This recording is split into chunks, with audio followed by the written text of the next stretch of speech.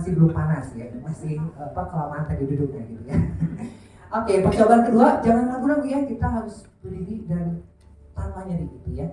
Inovasi kesehatan sendi untuk masa depan, melangkah pasti tanpa nyeri. Oke, boleh duduk lagi, sekali lagi ya. Oke, sekali lagi ya, ini final take ya. Ini tim multimedia siap nih, biar kita kelihatan oke gitu ya.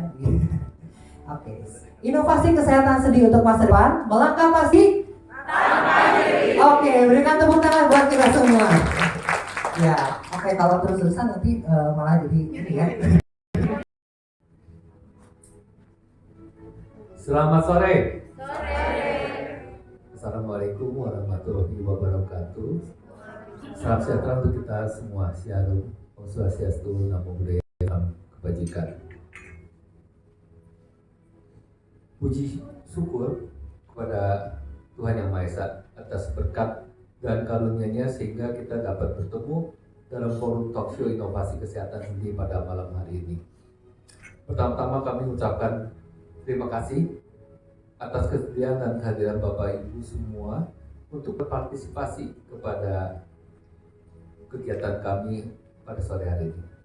Kegiatan ini diselenggarakan sebagai bentuk komitmen Rumah Sakit Santo Brumis untuk terus meningkatkan kualitas layanan melalui pembaruan ilmu pengetahuan secara berkelanjutan dan kepedulian akan pentingnya kesehatan dalam kehidupan. Kesehatan merupakan aspek penting untuk membangun kualitas hidup masyarakat di tengah meningkatnya kesadaran untuk kesehatan preventif dan pengelolaan risiko. Maka perlu forum edukatif yang mampu menjembatani pemahaman medis dan solusi perlindungan yang relevan. Rumah Sakit Santo Brumis sebagai fasilitas kesehatan memandang perlu untuk diadakannya forum talk show sebagai sarana untuk memberikan edukasi kesehatan dengan tema melangkah pasti tanpa nyeri, inovasi kesehatan sendi untuk masa depan. Hadir bersama kita para narasumber Dr. Andre Yanuar SPOT, subspesialis PRK MR. Terima kasih Dr. Andre. Dan kepada Dr. Sandi Kyurintang MR PhD. Terima kasih Dr. Yang berkenan untuk membagikan ilmu pengetahuan dan pengalamannya kepada kita semua. Terima kasih juga kepada Bapak Ibu yang telah berkenan mengikuti kegiatan hari ini. Semua semoga bisa berjalan sesuai dengan harapan dan terima kasih sekali lagi atas partisipasinya. Selamat mengikuti kegiatan ini, semoga memberikan manfaat untuk kesehatan sendi kita. Sekian, terima kasih. Wassalamualaikum warahmatullahi wabarakatuh. Salam sejahtera untuk kita semua. Shalom, Om Swastiastu, Namo Buddhaya, Salam Kebajikan. Terima kasih Pak Chandra.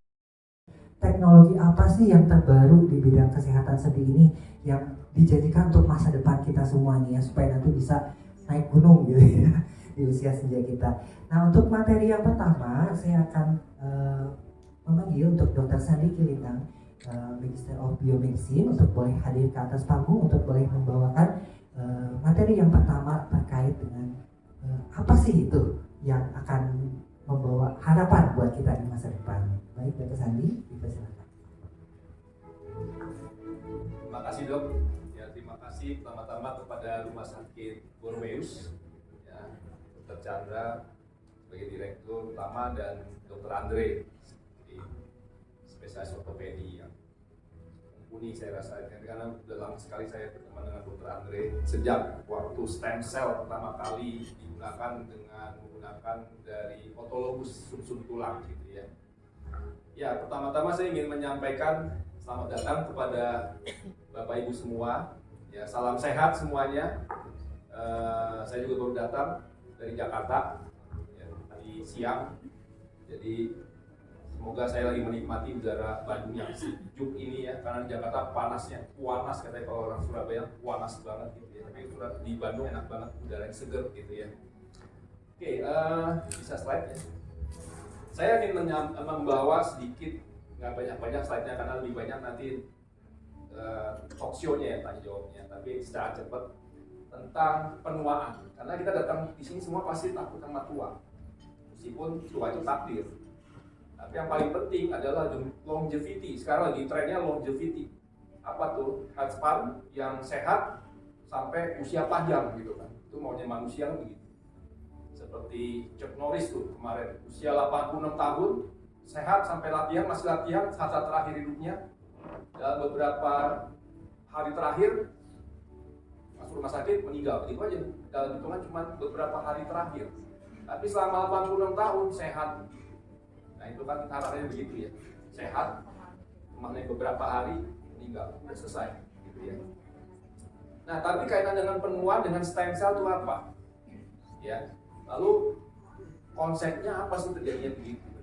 Nah kita akan melihat dan strateginya bagaimana mengatasinya kan begitu ya. Oke, slide berikutnya. Nah di dalam dunia pengobatan, tentunya kalau dunia pengobatan kan industri obat ya, farmasi. Itu dimulai dengan obat-obatannya itu dimulai dengan jamu-jamuan. Ya, zaman dulu tuh semua kenal kan jamu-jamuan.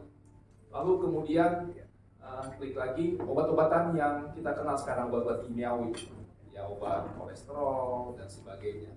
Lalu berkembang lagi sekarang ini tren monoklonal antibody, yaitu apa? Obat-obat yang berbasis protein yang target gitu. Jadi ini dikenal dengan personalized medicine.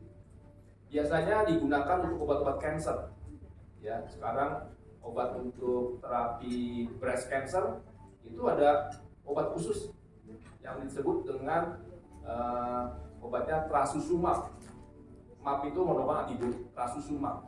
Dan itu harus diperiksa secara laboratorium gen HER2-nya. Kalau HER2-nya terlalu tinggi, itu obatnya cocok. Kalau HER2-nya nggak ada, itu obatnya nggak cocok. Personalized benar-benar. Lalu berkembang lagi slide berbasis RNA. Nah, slide obat berbasis RNA ini dikenal mulai munculnya waktu COVID-19 vaksin. Ya. Dan itu trennya luar biasa karena sebenarnya obat berbasis RNA ini belum saatnya dipakai di manusia. Tetapi dengan adanya COVID-19 dipaksa kita mesti menggunakannya karena vaksin COVID-19 berbasis RNA. Nah, resikonya kan banyak efek samping sekarang kan. Nah, itu cerita yang lama, tapi kita semua lolos dari COVID-19, puji Tuhan lah ya. Lalu slide berikutnya terakhir, nah ini terapi sel. Ini obat yang paling canggih yang disebut dengan terapi sel. Terapi sel, Bapak Ibu mesti tahu ada dua jenis, stem cell dan terapi sel berbasis imun. Makanya bukan hanya stem cell terapi sel itu, stem cell dan juga terapi sel imun. Jadi apa terapi sel imun ini? Adalah bagaimana mengaktifasi imun kita, sel-sel imun kita di luar yang sudah tua ini ataupun sudah tidak berkualitas, diaktifasi di luar di laboratorium, dimasukkan di dalam tubuh kita. Nah itu biasanya untuk obat-obat untuk cancer, tetapi juga bisa untuk wellness. Nah nanti kita lagi sedang membuatnya di pabrik, mungkin di semester 2 akan di launching ya. Semoga kita ketemu lagi nanti ya ketika launchingnya obatnya terapi sel imun yang disebut dengan NK cell. Oke, slide berikutnya. Nah ini perkembangan daripada stem cell di Kalbe. Jadi Regenik Kalbe stem cell itu yang pertama di Indonesia. Kurang lebih tahun 2006 itu dibuat baru stem cell. Itu yang pertama oleh foundernya Dr. Bunyamin Setiawan. Ini foundernya Kalbe. Ya, dibuatnya di Stem Cell and Cancer Institute. Ya. Sebelum dipakai ke manusia, ini poin-poin penting ya buat kita menggunakan stem cell. Stem cell itu harus dilakukan uji keamanannya pada hewan dulu. Jadi manusia jangan jadi kelinci percobaan. Pengobatannya buat hewan. Jadi selama 7 tahun dilakukan uji pada hewan. Setelah itu dibikin sertifikasi oleh Badan POM, pabriknya adalah cara pembuatan obat yang baik. Nah, baru masuk ke manusia. Jadi di Kalbe sudah melakukan itu semua. Nah, namanya juga Kalbe industri obat yang terbesar kan, di Asia Tenggara. Jadi kita nggak bisa ecek-ecek gitu ya, buat di laboratorium terus bikin langsung ke manusia. Dan udah dicoba juga untuk pasien COVID waktu itu. Ada sekitar 52 pasien COVID-19 yang melakukan penelitian menggunakan stem cell ini dan hasilnya bagus. Tapi COVID-nya untung sudah selesai. Ya. Oke, slide berikutnya. Nah ini sertifikasinya yang harus keluar dari CPOP, Badan POM. Banyak stem cell dari luar negeri yang mesti kita hati-hati ditawarkan. Dan saya beberapa kali, mungkin 3 atau 4 perusahaan yang menawarkan stem cell di luar negeri, saya datang ke sana, itu sama sekali tidak diakui oleh pemerintah negara tersebut. Dan itu berbahaya. Jadi hati-hati kita ditawarkan stem cell dari luar negeri. Kadang-kadang kita disuruh datang ke Malaysia, ke Singapura, ke Thailand, ya. Dan itu tidak diakui oleh pemerintah setempat. Jadi beresiko sebenarnya. Ya. Oke, slide berikutnya. Nah sekarang stem cell. Stem cell itu apa sih? Stem cell sebenarnya adalah yang murni ya, yang benar-benar stem cell adalah pertemuan antara sel pria dan sel wanita, sel ovum dan sel sperma. Pertemuan ini membentuk sampai terbentuklah organ tubuh manusia yang lengkap dan dilahirkan seperti kita sekarang ini. Jadi pabrik stem cell yang sejatinya, yang benar-benar adalah stem cell itu bukan ada di kalbe, ada di rahim ibu. Jadi makanya saya sangat-sangat menyayangi dan menghormati sekali ibu. Jadi berbahagialah di sini yang gelarnya adalah wanita. Bapak nggak ada pabriknya. Ya, kalau bapak ada pabriknya repot. Berarti dulunya wanita, berubah jadi laki-laki. Nah, jadi pabrik stem cell yang sejati itu adalah ciptaan Tuhan, adalah rahim ibu. Nah, sehingga kalau kita mau ngambil stem cell membuat pabriknya di perusahaan di Kalbe seperti Regen ini, itu sebenarnya berasal dari bagian-bagian organ tubuh kita yang diambil. Ya, slide berikutnya. Nah, stem cell di dalam rahim ibu itu sebenarnya dibagi berbagai macam jenis selnya. Jadi stem cell itu ada berbagai macam. Ya, kalau sumbernya dari janin tadi yang disebut stem cell embrio, kekuatan potensinya itu luar biasa karena membentuk organ tubuh yang lengkap kan. Tapi kalau bisa kita ambil dari mana yang stem cell sekarang ada, itu berasal dari stem cell jaringan dewasa, bukan dari yang embrio. Karena kalau dari embrio itu secara etik itu nggak boleh, secara agama juga nggak boleh. Jadi kita ngambilnya dari yang dewasa. Yang dewasa dari mana? Dari sumsum tulang, dari lemak, atau yang paling dewasa tapi yang paling muda adalah dari ari-ari. Jadi ternyata ari-ari ini sangat bermanfaat karena stem cell sangat bagus. Ya. Sebenarnya orang Indonesia, orang Jawa khususnya itu sudah mengetahui sejak zaman kuno. Kenapa? Makanya ari-ari kita waktu kecil itu simpan di kendi. Terus kalau panas digunting sedikit, diseduh, suruh minum atau disemprot-semprot gitu ya. Sembuh kan anaknya. Jadi pakai ilmu mistik. Tapi di barat dibuat secara ilmu yang benerannya gitu. Nggak tahu di sini ada yang masih simpen ari-ari di kendi gitu. Mungkin ada ya masih. Nah, udah enggak ya? Udah enggak ya. Sekarang disimpannya di bank darah Ali Pusat kan. Cord blood. Ya. Nah ini kita juga lagi launching. Mungkin bisa kerjasama sama Romeus. Jadi bapak ibu kalau punya cucu masih bisa punya anak. Udah selesai ya punya. Oke. Cucu gitu ya. Tali pusatnya bisa disimpan di bank darah tali pusat dan kita bisa olah menjadi stem cell khusus untuk keluarga. Dan ini sebenarnya autologous stem cell khusus untuk keluarga. Ya. Nah, bahayanya kalau sumbernya dari embrio itu ada terjadinya teratoma, keganasan. Jadi hati-hati menggunakan stem cell berasal dari embrio. Di beberapa negara menawarkannya, yaitu dari China, Taiwan, beberapa negara-negara yang memperbolehkan aborsi. Jadi hati-hati kalau ditawarkan stem cell ke China dan sebagainya, itu yang negara-negara atau Ukraine itu bisa menggunakan stem cell embrio dan berbahaya adalah keganasan. Tapi yang paling aman adalah stem cell dari dewasa. Oke, slide berikutnya. Terus lanjut. Nah, pertanyaan ada hal lagi yang dibilang sekretom. Sekretom itu apa? Sekretom itu adalah hasil kalau dibilang bahasa gampangnya keringatnya stem cell. Jadi tidak ada selnya lagi, hanya keringatnya. Ya, dan ini memiliki bahan-bahan bioaktif yang sangat baik untuk regenerasi. Nanti akan sampaikan lebih banyak sama Dr. Abre. Oke, slide berikutnya. Nah, kenapa kita menua? Jadi stem cell di dalam tubuh kita, dengan bertambahnya faktor usia tadi, usia kita, stem cell di dalam tubuh kita akan semakin menua. Makanya kenapa penyakit degeneratif terjadi pada orang tua. Tetapi sekarang kenapa penyakit degeneratif pada usia muda makin banyak? Hipertensi usia 30 hipertensi, 25 diabetes, ya kan?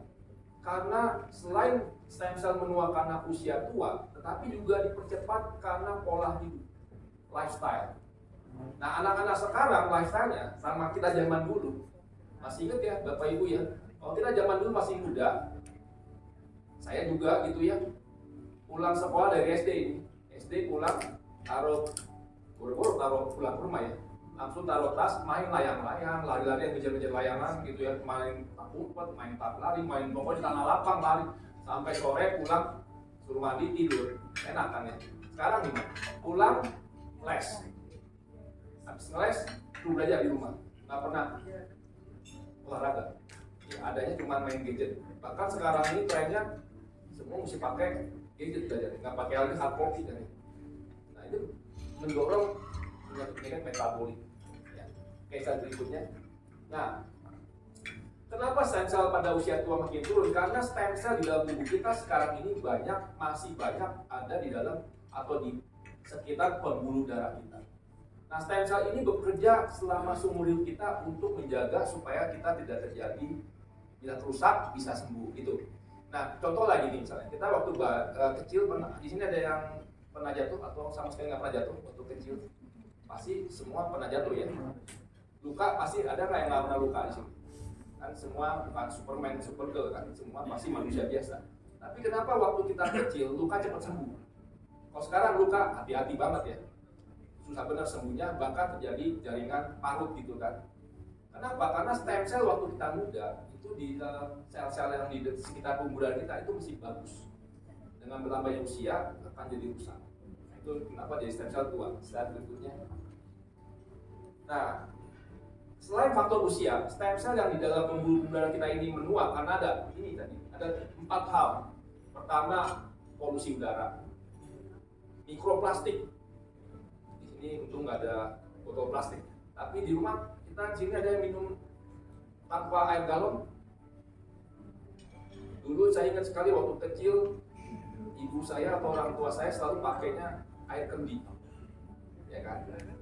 Air tanah diambil, dimasak, masukin ke botol gelas.